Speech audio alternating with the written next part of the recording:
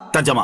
ان کے اکثر خفیہ مشوروں میں کوئی بھلائی نہیں ہوتی مگر ان لوگوں کے مشوروں میں جو صدقے کا یا نیکی کا یا لوگوں میں باہم سلو کرانے کا مشورہ کرے، اور جو اللہ کی رضامندی تلاش کرنے کے لیے یہ کام کرتا ہے تو اسے ان قریب ہم بڑا ثواب عطا فرمائیں گے۔ لا خیر فی کثیر من نجواہم، ان کے اکثر مشوروں میں کچھ بھلائی نہیں۔ یہاں عام لوگوں کے حوالے سے بیان فرمایا گیا کہ ان کے زیادہ تر کلام اور مشوروں میں کوئی بھلائی نہیں ہوتی، کیونکہ عوامی کلام زیادہ تر فضولیات پر مشتمل ہوتا ہے اور ان کے مشورے بے فائدہ مغز ماری پر مبنی ہوتے ہیں جن کا نتیجہ کچھ بھی نہیں ہوتا۔ ان کے بجائے وہ لوگ جو آپس میں اچھے کاموں کے لیے کلام یا مشورہ کرتے ہیں، جیسے صدقہ دینے کا حکم دیتے ہیں، یا لوگوں کو نیکی کی دعوت دیتے ہیں، یا نیکی کی دعوت عام کرنے کے لیے مشورے کرتے ہیں، یا لوگوں میں صلح کروانے کے لیے مل بیٹھتے ہیں، تو ایسے لوگوں کے مشوروں میں خیر اور بھلائی ہے۔ وَمَن يَفْعَلْ ذَلِكَ ابْتِغَاءَ مَرْضَاتِ اللَّهِ،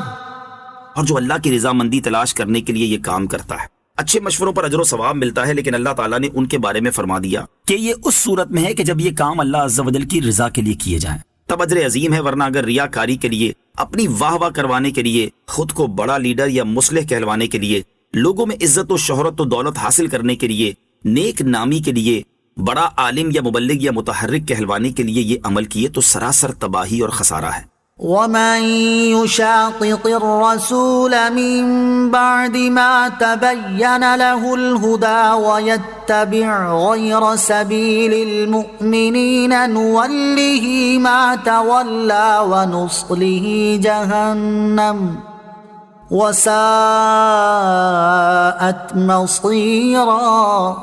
ترجمہ: اور جو اس کے بعد کہ اس کے لیے ہدایت بالکل واضح ہو چکی، رسول کی مخالفت کرے اور مسلمانوں کی راہ سے جدا راہ چلے تو ہم اسے ادھر ہی پھیر دیں گے جدھر وہ پھرتا ہے، اور اسے جہنم میں داخل کریں گے، اور وہ کتنی بری لوٹنے کی جگہ ہے۔ وَمَن يُشَاقِقِ الرَّسُولَ، اور جو رسول کی مخالفت کرے۔ اس آیت میں دو چیزوں سے منع کیا گیا ہے جو حقیقت میں ایک ہیں۔ پہلی چیز کہ رسول اکرم صلی اللہ علیہ وسلم کی مخالفت جائز نہیں، اور دوسری بات کہ مسلمانوں کے راستے سے ہٹ کر چلنا جائز نہیں، کیونکہ مسلمانوں کا راستہ اطاعت رسول کا راستہ ہے، تو اس سے ہٹنا اطاعت رسول سے ہٹنا ہوگا۔ مسلمانوں کا اجماع حجت اور دلیل ہے۔ یہ آیت اس بات کی دلیل ہے کہ مسلمانوں کا اجماع و اتفاق حجت و دلیل ہے، اور اس کی مخالفت جائز نہیں، جیسا کہ کتاب و سنت کی مخالفت جائز نہیں۔ نیز اس سے ثابت ہوا کہ مسلمانوں کا راستہ ہی صراط مستقیم ہے۔ حدیث شریف میں ہے کہ جماعت پر اللہ عز و جل کا ہاتھ ہے۔ ایک اور حدیث میں ہے کہ سواد اعظم یعنی بڑی جماعت کی پیروی کرو، جو اس گروہ سے جدا ہوا وہ جہنم میں گرا۔ اس سے واضح ہے کہ حق مذہب اہل سنت و جماعت ہے،